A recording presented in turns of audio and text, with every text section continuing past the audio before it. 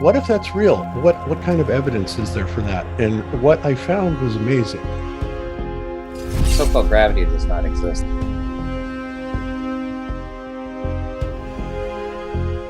Flat Earth isn't a disk floating in space. This is mixing the two models. This is ridiculous, right? But you ask anybody that's a glober, they're like, oh, what, are we the only flat planet? Are the other planets flat? We don't believe any of that.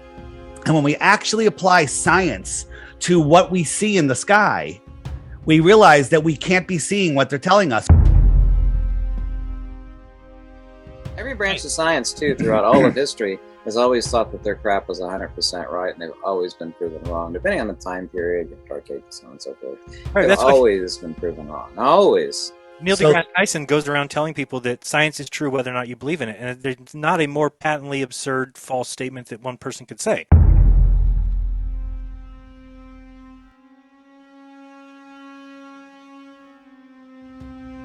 What if that's real? What kind of evidence is there for that? And what I found was amazing. There's a lot of optical phenomenon that will kind of demonstrate that. The fact that, we are able to sit inside of a 14.7 or 760 torr atmosphere next to a 10 to the negative 17th vacuum without blowing the atmosphere off into space. And, they say, well, gravity takes care of that. It's like gravity's way too weak to take care of that. It stands to reason, at least in our minds, that we are in something that is in fact covered.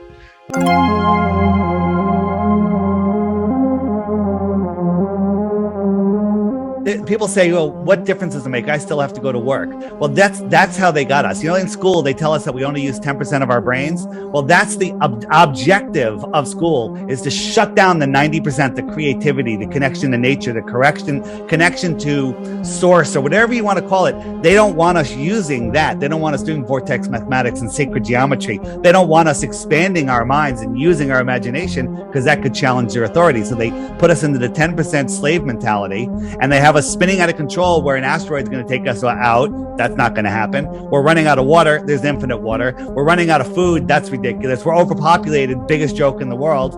Okay. They want us living in fear so we will succumb to them and we'll give our free will away.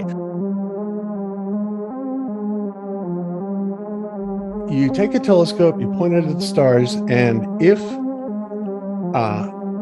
and then you take that as a reference, and then you fill the front of the telescope up with water, which theoretically would slow the light coming in to the telescope, slow it down. And the idea is that if the light was already coming in at the correct angle, meaning that it's the sky that is turning above us, then they would not have to adjust the telescope. And if it did have to be adjusted, that meant that the Earth is spinning below it. Well, lo and behold, the telescope did not have to be adjusted, which meant that it was already coming in at the correct angle, which meant that it's the stars that are rotating above the Earth, and not the other way around.